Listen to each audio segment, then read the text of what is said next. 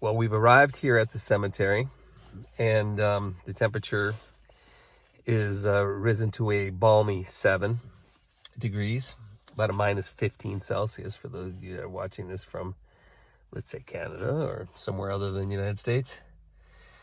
It is absolutely windy and cold, but we're going to try to find John Greene of Quidnessett. The research that I have thus far indicates that this is the location, and I want to see if I can find him. And there are plenty of greens here. In fact, I just pulled in, and I'll show you. I just pulled in, and the first place I see outside of my car window, well, how about if I show you myself? This is the view as I pulled out.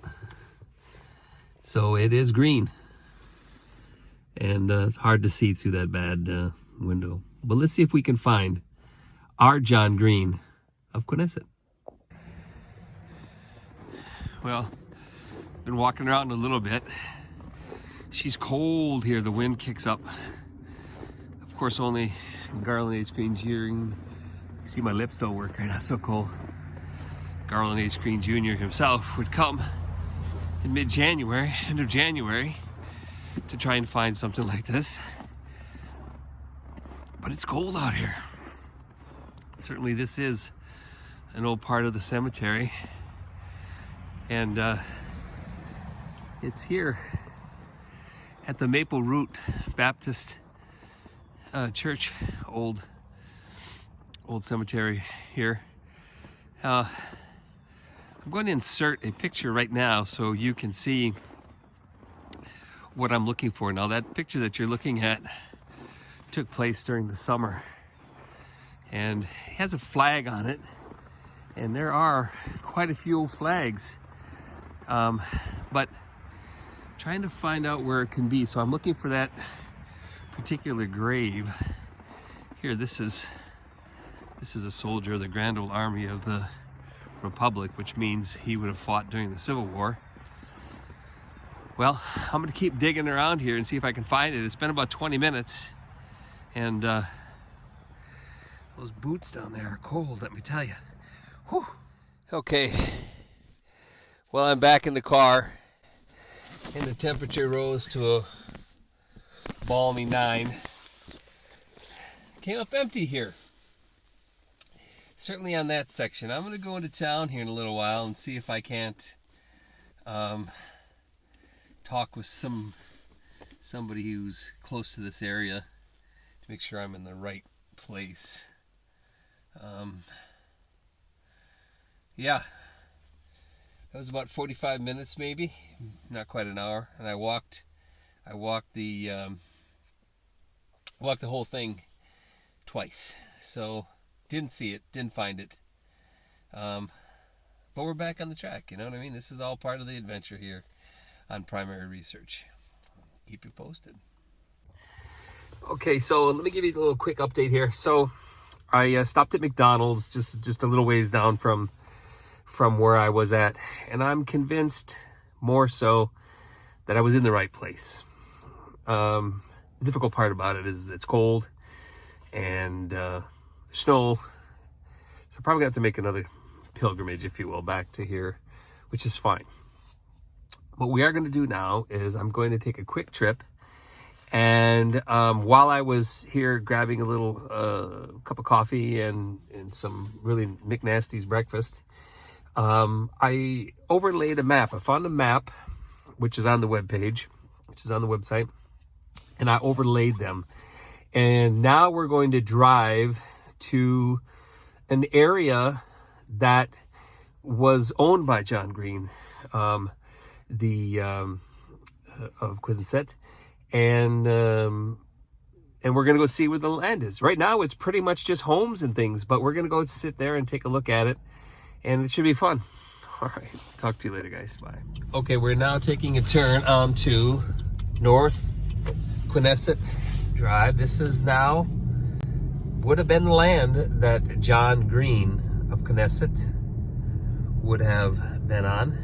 This would have owned this land. This is the land that he owned. I'll try to put a map on where you can see, you know, where we're driving. but it's old. I mean, obviously, it's very much old. And I'm gonna pull into here, which is just a nice little place. By the way, that's a very peaceful lane. I don't know if you can see that. But this land that we're on here is all homes, and they're relatively modern homes. But this would have been the land, farmland, in fact, and there's a lot of it. So John Greene would have easily been a wealthy man, and he split the land up and he gave it to his sons. There's a bit of a scandal. I'm going to try to dig into that here in a little bit. But yeah, we'll drive down the road here just a little while, and so we can see. But these are just homes.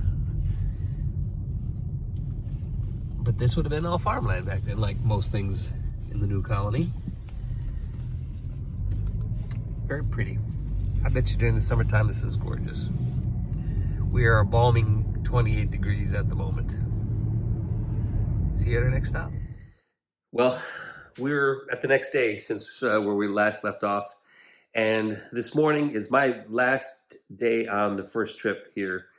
And we're going to visit a place called Smith's Castle, which was established by a gentleman by the name of Richard Smith. Richard Smith was the first settler here in the area, and he had established a trading post approximately 3 minutes from the hotel that I'm staying at. So I've chosen this hotel to stay in so we can wrap up the trip here close to where he was at.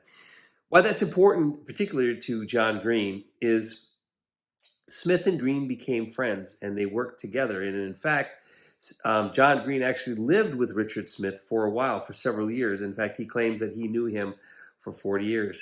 And while I've not fully landed on this yet, I'm trying to explore. But John Greene and Richard Smith, it was Richard, I believe, who introduced John Greene to Joan and Beggarly, who would later become the wife of John Greene. And in fact, what makes that important is because they would have children, 9 children, and one of them is my relative, Benjamin Greene. So what do you say we jump in the car and we head on over to see the Smith house? We can't go in it. We'll do that in the summer when I bring the little guys, but we can't go in because it's closed for the season. But at least we can see the outside and the location. So we've arrived at the entrance to Smith Castle. And I'd mentioned, you'll see, and I showed you in the video where I had stayed. Well, here's my hotel.